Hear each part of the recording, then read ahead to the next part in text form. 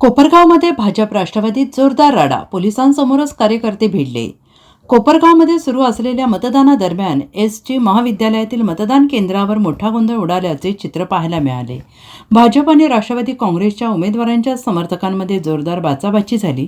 मतदारांवर उमेदवारांचे प्रतिनिधी प्रभाव टाकत असल्याचा आरोप दोन्ही गटांनी एकमेकांवर केला आणि हा वाद पोलिसांच्या समोरच उफाळून आला। परिस्थिती चिघळत असल्याचे लक्षात येतात पोलिसांनी तात्काळ हस्तक्षेप करत दोन्ही गटांच्या कार्यकर्त्यांनी मतदान केंद्राच्या परिसरातून दूर हटवले। या कारवाई दरम्यान मतदार प्रतिनिधी आणि पोलिसांमध्ये शाब्दिक चकमक झाल्याचे दिसून आले आणि या घटनेमुळे एसटी महाविद्यालयातील मतदान केंद्रावर काही काळ तणावाचे वातावरण निर्माण झाले होते।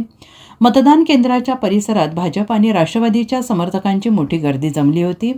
कोणताही अनुचित प्रकार घडू नये म्हणून पोलीस प्रशासनाने सतर्कता वाढवली। दरम्यान दुपारनंतर मतदान केंद्रांवर मतदारांची गर्दी वाढल्याचे दिसून येत आहे। मतदान केंद्राबाहेर मोठ्या प्रमाणात पोलीस बंदोबस्त तैनात करण्यात आलेला आहे। मिळालेल्या माहितीनुसार सकाळी 11:30 वाजेपर्यंत सुमारे 18% मतदान झाले होते।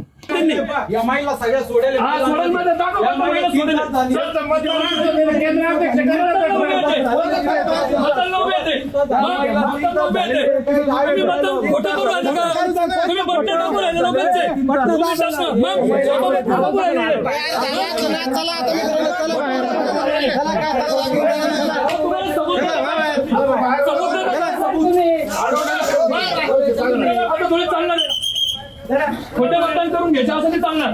खऱ्या मतदान झालं तुम्ही हातात आलो मी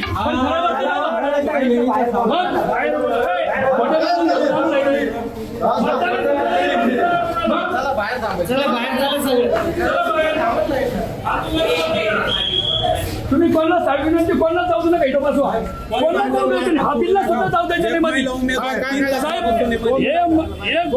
मध्ये जाऊ द्यायचं नाही साहेब।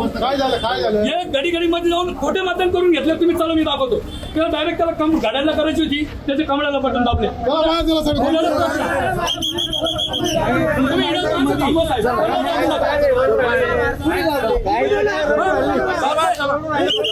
अरे मर्दावणी झाला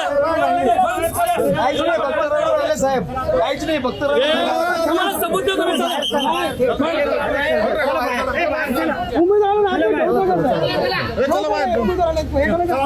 bureau report SPN Marathi, Kopargaon.